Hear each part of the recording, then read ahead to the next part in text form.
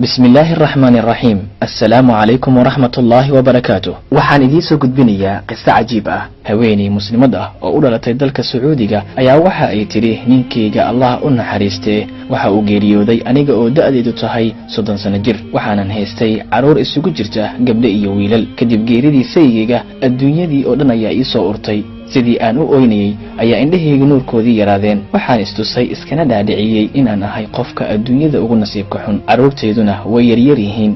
waxa dhaqaalaha ah ama biilka ah in soo galana waxbana ama taraan. waxaan biilanaa xoogaa uu ka dhintay ilmahayga aabahood. waxay tiri haweeneydani maalin anigoo iska fadhiya gurigayga ayaan furay idaacadda quraanka kariimka ee Makka. kadibna waxaan maqlay sheekh ka hadlaya istighfaarta iyo faa'iidada ay leedahay. aad ayaan u dhageystay. kadib waxaan bilaabay in aan istighfaarta badiyo. caruurteedana sidaas si lamid ah waxaan ku amray in ay istighfaarta badiyaan.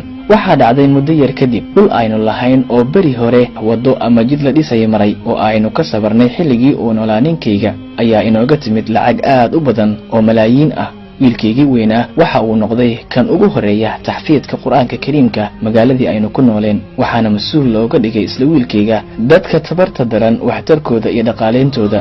khayrkii ayaa naga batay, nolol fiicanna waanu ku noolaanay.